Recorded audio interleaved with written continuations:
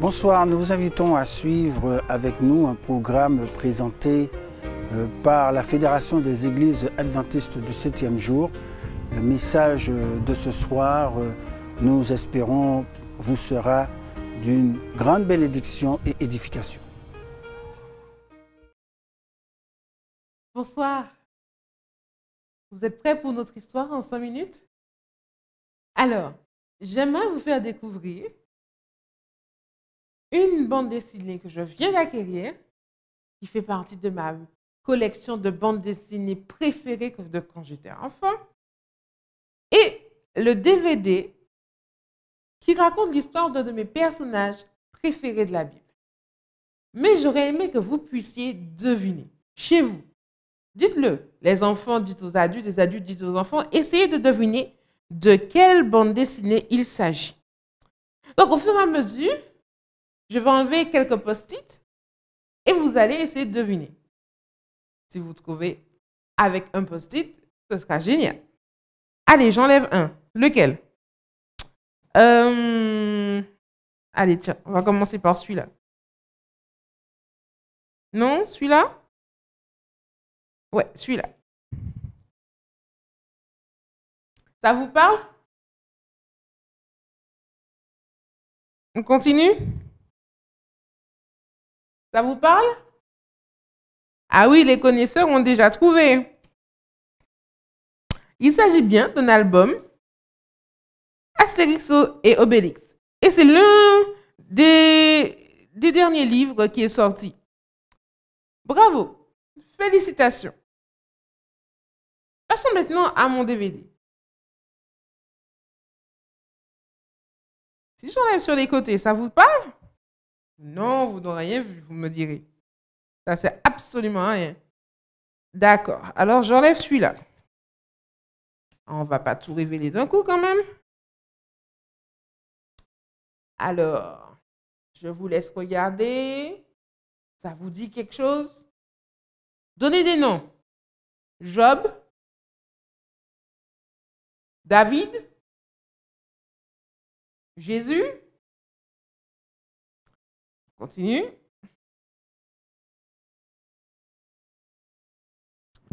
Ça vous aide là? Non, toujours pas. Rien de plus. On essaye de voir, on essaye de deviner. Si je laisse comme ça. Ouais, exact. Vous pouvez deviner. Mais jusqu'alors, c'est un peu plus compliqué. Avec le haut de la tête d'un homme, ça pourrait être n'importe qui. À quoi ça peut nous faire penser? Le fait d'avoir une image partielle, une idée éventuelle, une supposition que nous pouvons faire, et puis finalement, de savoir qu'en fait, l'image peut n'avoir absolument, l'image qu'on s'était faite peut n'avoir absolument rien à voir avec la vérité. Quand on est enfant, quand on est jeune, et même pour les plus grands, parfois, quelqu'un donne un conseil, une recommandation. Ça peut être le parent qui donne des conseils à son enfant, un ami qui donne des conseils à un ami. Parfois même, c'est un jeune qui donne un conseil à ses parents. Mais bien souvent, ce sont les parents qui ont ce rôle d'avertisseur. Pourquoi? Parce que ce sont eux qui ont déjà vécu. Ce sont eux qui ont déjà eu de l'expérience. Ils ont déjà une image globale. Ils savent déjà à quoi ressemble l'image finale. Mais bien souvent, en tant que jeunes, il nous manque des éléments importants.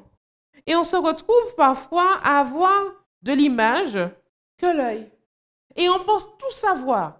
Monsieur, je sais tout. Mademoiselle, je sais tout. On ne comprendra peut-être pas pourquoi les parents disent, ou le grand-parent disent, ne mange pas un bol entier de pruneaux. Ça peut être très bon, mais je te conseille de ne pas manger un bol entier de pruneaux. Mais parce qu'on aime les pruneaux, on dit, mais ça me fait rien les pruneaux, c'est très bon, en plus c'est un fruit. On va manger un bol entier et après on se retrouve problème, pas vrai? Il en est de même pour plein d'autres occasions de la vie, pour des sujets beaucoup plus sérieux, où les adultes essayent de donner des conseils, mais les jeunes pensent qu'ils savent tout. Aujourd'hui, pensez à cette image. Pensez à cette image dont vous n'avez qu'un petit extrait, qu'un petit morceau. Et puis, vous avez peut-être pensé qu'il s'agissait d'Abraham, de Jacob, de David, de Saül, de Salomon. Mais en fait, qu'il s'agissait de Moïse. Proverbe, chapitre 1, dit ce qui suit. Mon enfant, écoute les avertissements de ton père. Ne repousse pas les enseignements de ta mère. Vous voulez bien répéter ce texte-là avec moi? Proverbe 1, verset 8. Mon enfant, écoute les avertissements de ton père. Ne repousse pas les enseignements de ta mère. Que ce verset puisse faire un chemin dans notre cœur et voir que peut-être qu'on ferait bien d'écouter les conseils de ceux qui connaissent l'image complète. Tu veux bien prier avec moi? On fait silence autour. Seigneur éternel, toi qui connais déjà tout, tu sais déjà comment qui connais déjà la fin de l'histoire de ce monde. Apprends-nous à te faire confiance et à écouter les conseils que tu as dans ta parole. Notamment ce conseil d'écouter les conseils de nos parents. Au nom de Jésus. Amen. À très bientôt pour une autre histoire en 5 minutes.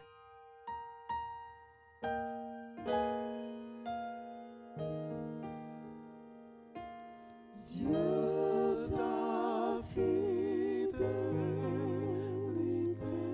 va jusqu'au nuage, plus vaste ton amour que l'horizon.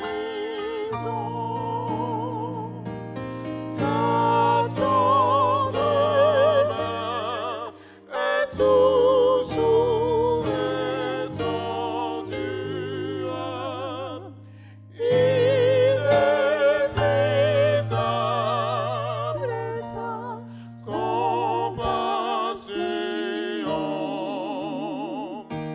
Dieu ta fidélité, ton immense bonté, se renouvelle envers moi chaque jour. Tous mes besoins, c'est ta main qui les comble. Dieu ta fidélité durera toujours. Dieu ta fidélité, ton immense bonté, se renouvelle envers moi chaque jour. Tous mes besoins, c'est ta main qui les comble. Dieu ta fidélité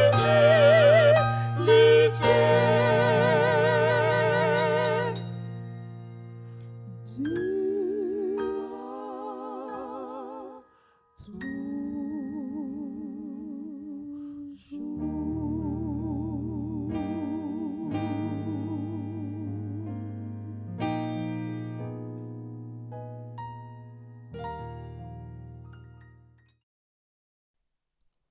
Bienvenue chers amis, chers frères et sœurs, merci de nous rejoindre sur ce plateau afin de partager ce moment autour de la parole de Dieu. Nous sommes heureux de vous accueillir et de pouvoir présenter ce message qui nous vient de la part du Seigneur. Avant d'aller plus loin, je vous invite simplement là où vous êtes à incliner la tête, fermer les yeux et nous commencerons avec cette prière. Notre Dieu, notre Père qui est dans les cieux, nous te disons merci pour la vie Merci pour ton amour et merci pour Jésus. Te prions, Seigneur Dieu, de nous accorder à cette heure ton Saint-Esprit afin qu'il nous permette de comprendre tout ce qui sera dit et que ça soit de nature à nous permettre de grandir dans notre relation avec toi, d'être plus proche de toi et de pouvoir te ressembler. Que ta bénédiction, ta paix, ta grâce reposent sur nous. Nous t'avons prié au nom de ton Fils Jésus-Christ et pour la gloire de ton Saint-Nom. Amen. Ce soir, je voudrais parler de la prière. Alors, on distingue différentes catégories de prière. Il y a la prière d'adoration, celle qui permet à l'individu de pouvoir exalter le nom de Dieu, de pouvoir louer son Saint-Nom, de pouvoir entrer en communion intime avec Dieu. Il y a aussi la prière de confession qui consiste à déjà reconnaître ses faiblesses, reconnaître ses péchés, ses erreurs, le mal qu'on a pu faire et demander à Dieu au travers de la prière de recevoir sa grâce, demander à Dieu pardon. Il y a aussi la prière de remerciement qui consiste à être reconnaissant envers le Seigneur, une prière de gratitude qui nous permet de dire merci parce que nous reconnaissons qu'au travers, même les difficultés, les moments pénibles et difficiles de la vie, qu'il y a toujours au moins une raison de dire au Seigneur merci. Et puis la prière d'intercession qui consiste à formuler des requêtes, à demander à Dieu d'agir, non seulement pour nous, mais particulièrement pour ceux et celles qui nous entourent. Bien évidemment, nous pouvons avoir dans une seule prière tous ces éléments, l'adoration, la confession, le remerciement et aussi l'intercession. Par définition, puisque nous parlons de la prière, il s'agit de s'adresser à Dieu, à un être surnaturel pour l'adorer, l'honorer, le supplier, lui demander quelque chose. C'est un moyen de rentrer en communication avec le ciel. Alors bien sûr, nous comprenons qu'il s'agit du seul vrai Dieu, celui que la Bible présente l'auteur de toute la création, le roi de l'univers. Mais la réalité, c'est que nous nous adressons à un être supérieur, mais qu'on n'a jamais vu en face. On n'a jamais eu l'opportunité, le privilège de s'asseoir à côté de Dieu. On ne connaît pas forcément le son de sa voix. On n'a pas eu l'opportunité de poser sa main sur son épaule. Oui, la prière, chers amis, est au départ une expérience de foi. Une expérience de foi avec le Seigneur qui peut paraître folie pour certains, mais est une puissance pour celui qui croit. Dans Hébreux au chapitre 11, le verset 6, la Bible dit ceci, et je cite, « Or, sans la foi, il est impossible de lui être agréable, car il faut que celui qui s'approche de Dieu croit que Dieu existe et qu'il est le rémunérateur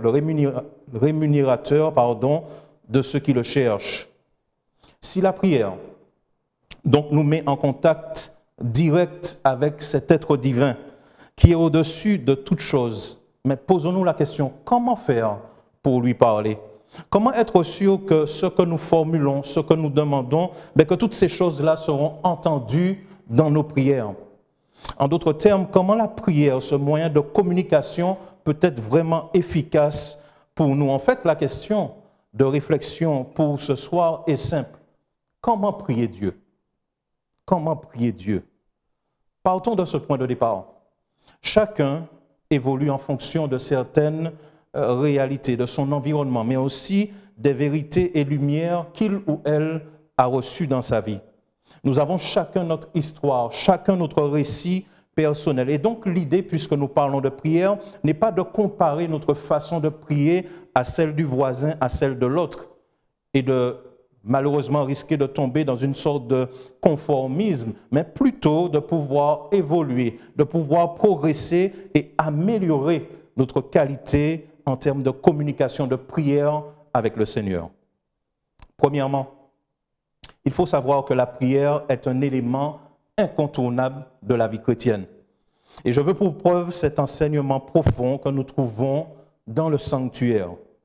Oui, le sanctuaire. Dieu va demander à Moïse de dire aux enfants d'Israël de construire un sanctuaire. C'est un récit que nous trouvons rapporté dans la parole de Dieu, dans Exode au chapitre 25, le verset 8, entre autres. Et il demande à Moïse de demander aux enfants d'Israël de construire ce sanctuaire. Et le but de Dieu derrière cette démarche, c'est de pouvoir habiter, de pouvoir vivre au milieu de son peuple. En parcourant le sanctuaire, qui était composé de 3 parties. Donc nous avions au départ le parvis. À l'intérieur, nous avions cette tente, le tabernacle, qui était séparé en 2 parties. Premièrement, le lieu saint et ensuite le lieu très saint. Et dans chaque partie, il y avait des meubles, des ustensiles qui étaient posés pour représenter quelque chose en particulier. Mais ce qui m'intéresse ce soir, c'est surtout le lieu saint. Lorsqu'on entrait dans le lieu saint, on trouvait dans cette pièce 3 choses. Alors sur la droite, on avait ce qu'on appelait la table des pains de proposition. Sur la gauche était placé un chandelier à 7 branches. Et juste en face du voile qui séparait ces 2 pièces, il y avait ce qu'on appelait l'autel des parfums. 3 éléments. 3 éléments qui, par leur symbolisme, leur signification, sont indispensables pour entretenir une vie chrétienne équilibrée.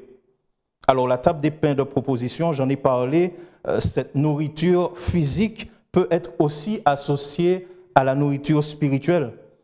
Alors, c'est vrai qu'en disant cela, je pense à Jésus qui va vivre cette expérience rapportée dans Matthieu au chapitre 4, lorsqu'il a été tenté dans le désert par le diable qui lui demandait de transformer ces pierres en pain, sachant que Jésus avait faim puisqu'il avait passé 40 jours à jeûner et à prier. Et Jésus répond à l'ennemi, répond à l'adversaire que l'homme ne vivra pas de pain seulement, mais de toute parole qui sort de la bouche de Dieu. Oui, la Bible, chers amis, est la parole de Dieu. Cette nourriture dont nous avons besoin de façon quotidienne pour rester en bonne santé spirituelle. Cette parole qui, selon le psalmiste, est une lampe à nos pieds et une lumière sur notre sentier. Une parole que nous devons serrer fort dans nos cœurs. Nous avons également le chandelier à 7 branches qui était alimenté constamment avec de l'huile. Oui, de l'huile. Et c'est vrai qu'en parlant de l'huile, je pense cette fois-ci à cette parabole présentée, donnée par Jésus dans Matthieu au chapitre 25, où il parlera de 10 vierges, 5 qui étaient folles et les 5 autres qui étaient sages ou encore prudentes. Prudentes parce qu'elles avaient, contrairement aux 5 vierges folles, fait cette réserve d'huile. L'huile qui représente le Saint-Esprit. Le Saint-Esprit envoyé par Dieu, celui qui est capable de sonder les pensées du Père.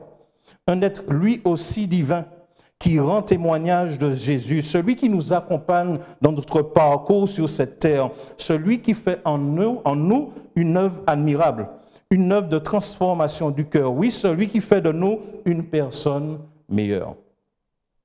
Et puis juste en face, l'autel des parfums ou encore des encens. Et cette fois-ci, je pense au roi David. Le roi David qui dira dans le psaume 141, verset 2, « Que ma prière soit devant ta face comme l'encens. » L'autel des parfums, mes amis, symbolisait la prière des saints. Un enfant de Dieu doit avoir dans sa vie ces 3 éléments pour avoir une relation intime et stable avec le Seigneur. Oui, il doit pouvoir passer du temps de qualité dans la parole de Dieu. Mais comment comprendre la parole de Dieu si nous n'avons pas l'action du Saint-Esprit en nous pour nous permettre de discerner tous les trésors cachés dans cette parole? Et oui, comment recevoir le Saint-Esprit si nous ne le réclamons pas dans nos prières? Il nous faut la parole de Dieu, il nous faut le Saint-Esprit, mais il nous faut aussi vivre cette vie de prière. Remarquez que l'autel des parfums était placé, comme je l'ai dit, juste avant le voile qui menait dans la dernière pièce du sanctuaire où se trouvait l'arche de l'Alliance, pièce dans laquelle rentrait une fois par an le souverain sacrificateur qui était en contact direct avec Dieu.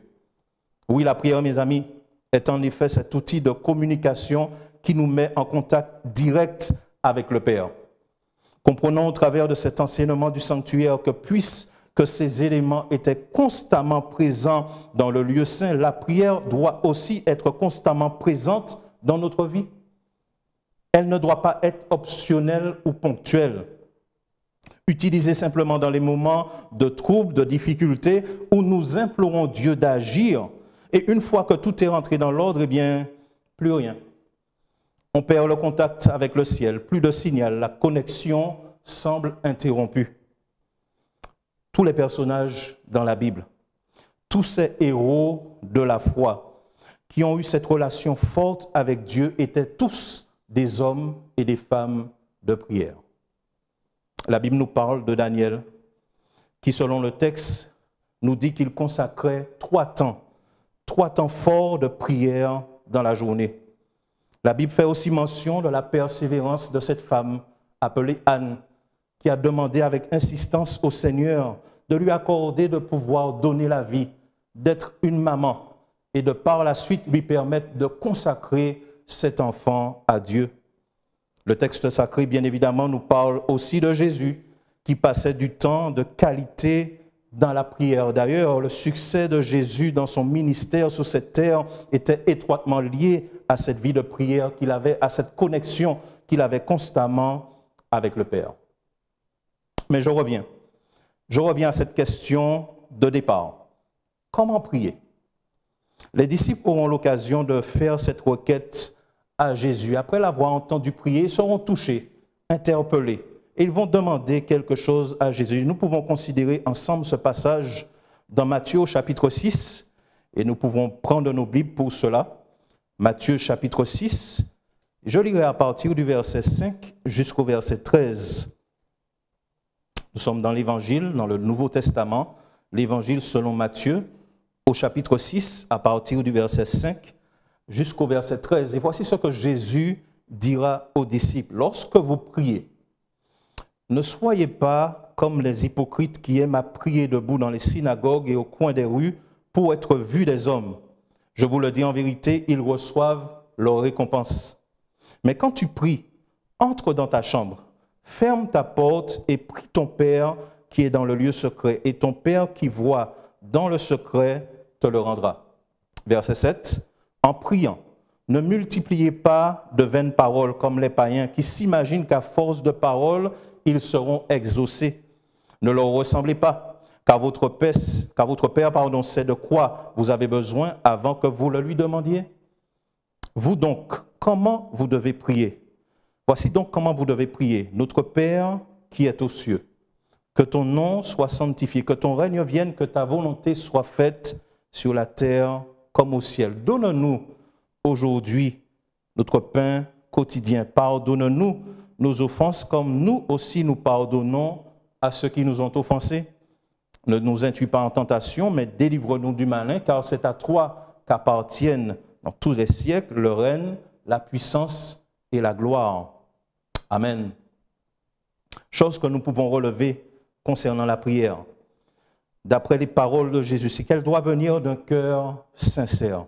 Remarquez que Jésus recommande fortement aux disciples de ne pas faire comme les pharisiens qui sont hypocrites, ceux qui ont l'apparence de la piété, mais qui renient ce qui en fait la force. En d'autres termes, la motivation de notre cœur lorsque nous nous adressons à Dieu est très importante. Alors, soyons clairs. Il ne s'agit pas pour nous d'être parfaits pour parler au Seigneur, mais il nous faut être sincères dans cette démarche envers lui. David dira dans le psaume 51, verset 19, que Dieu ne rejette pas un cœur brisé et contrit. Donc, posons-nous la question, qu'avons-nous dans le cœur lorsque, par la prière, nous nous approchons du trône de la grâce? Est-ce que nos prières sont cet encens, ce parfum d'une agréable odeur, comme dans le sanctuaire, ou est-ce qu'au contraire, est-ce que ce parfum est embaumé de l'odeur d'un cœur mauvais qui résiste à l'action du Saint-Esprit? Est-ce qu'il est empreint de notre rébellion, notre refus d'obéir à Dieu et à ses commandements? Est-ce que, comme les pharisiens, ça paraît beau à l'extérieur, mais nous sommes dans le cœur, nous prenons dans notre cœur plaisir à faire du mal? Dans Proverbe 28, verset 9, la Bible dit que si quelqu'un détourne l'oreille pour ne pas écouter la loi, sa prière même est une abomination. Chers amis, approchons-nous du Seigneur avec un cœur sincère et désireux de ressembler à Jésus. Et nos prières seront accueillies avec joie par le ciel. Oui, comment prier? La prière formulée par Jésus, le Notre Père, remarquez, est simple. Assez simple pour qu'un enfant puisse la retenir. Alors, pas besoin de master ou d'un doctorat pour prier le Seigneur. Peu importe notre niveau d'études, même si français n'est pas trop fort, nous ne pouvons pas parler bas mon Dieu. Je remarque aussi tous les ingrédients nécessaires pour une prière efficace. Nous voyons la notion d'adoration dans le Notre Père. Nous voyons aussi la requête qui répond à ce besoin de recevoir le pain quotidien, pas simplement physique, mais aussi dans la parole de Dieu. Nous voyons la grâce de Dieu qui invite à recevoir son pardon, mais aussi à pardonner celui qui nous a offensés, la protection du Seigneur contre le mal, car lui seul peut nous assurer cette protection contre les pièges du malin et cette allégeance, cette soumission envers Dieu qui est souverain de toutes choses. Mais je reviens à cette première phrase de la prière. Celui à qui nous nous adressons. Et ceci, chers amis, est très important. Notre Père qui est aux cieux. Il peut nous arriver de nous adresser à Dieu, mais pas comme si c'était un Père, mais plutôt comme un génie de la lampe. Et on formule toutes sortes de vœux, de requêtes, de demandes, et on exige qu'il nous exauce comme on veut, quand on veut, et on souhaite par-dessus tout obtenir de tous les éléments de notre liste de courses. Mais Dieu n'est pas un génie de la lampe, chers amis, c'est notre Père. Et en tant que parent, il peut dire oui à nos requêtes, mais il peut aussi dire non. Et comme le disait un pasteur il y a quelque temps, il y a de l'amour dans le non, N-O-N, dans le nom du Seigneur. Parce que comme pour vous, chers parents qui regardez sûrement ce soir cette prédication, qui savez ce qu'il y a de mieux pour vos enfants, et que par conséquent vous dites des fois non, pas par méchanceté, mais par amour pour vos enfants, de la même façon, notre Père qui est dans les cieux doit aussi quelquefois dire non à nos requêtes. Et n'oublions pas cet élément important dans la prière, que c'est sa volonté qui s'accomplit sur la terre comme au ciel. Alors oui, il faut prier avec un cœur sincère et avec foi, mais ça ne garantit pas un oui pour tout ce qu'on demandera. L'écrivaine américaine Ellen White dira dans le livre « Témoignage pour l'Église », volume 1, page 231, « La prière de la foi n'est jamais vaine, mais prétendre qu'elle sera toujours exaucée de la manière et pour ce qu'on en attend, c'est de la présomption. » Pourquoi? Parce que, mes amis, c'est la volonté de Dieu qui doit s'accomplir dans nos vies. D'ailleurs, demandons-nous dans nos prières les choses que nous désirons ou celles dont nous avons besoin.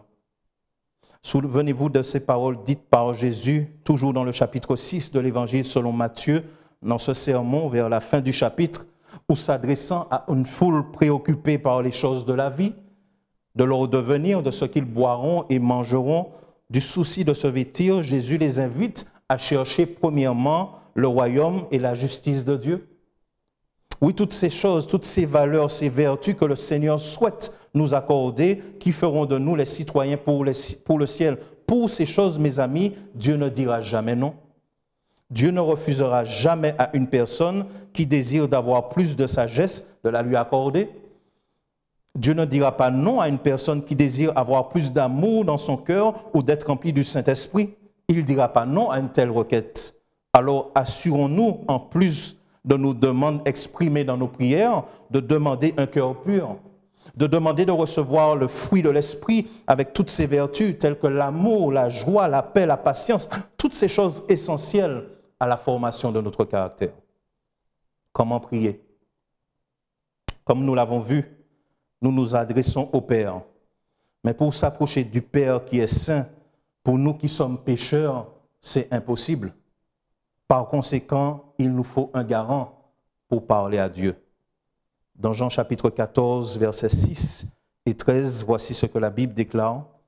Jean chapitre 14, c'est Jésus qui parle à nouveau à ses disciples. Au verset 6, il dit ceci, « Je suis le chemin. » Et donc, par conséquent, le chemin qui mène au Père. « Je suis le chemin, la vérité et la vie. Nul ne vient au Père que par moi. » Verset 13, « Et tout ce que vous demanderez en mon nom, je le ferai, afin que le Père soit glorifié dans le Fils. » Maintenant, être sûr que nous demanderons les choses au Père, avoir cette assurance que nous pouvons nous approcher de lui, parler avec lui, se fait uniquement par les mérites de Jésus. Maintenant, sommes-nous sûrs dans nos requêtes, dans nos prières, alors que nous avons ce garant pour nous adresser au Père, sommes-nous sûrs de toujours demander ce dont nous avons réellement besoin? Nous avons donc besoin d'un intercesseur. Et dans Romains 8, verset 26, la Bible dit de même aussi l'Esprit, donc le Saint-Esprit, nous aide dans notre faiblesse. Car nous ne savons pas ce qu'il nous convient de demander dans nos prières, mais l'Esprit lui-même intercède par des soupirs inexprimables. Remarquez quelque chose, chers amis, qui est formidable et magnifique. Lorsque nous nous adressons au Père par la prière, toutes les personnes de la Trinité sont impliquées.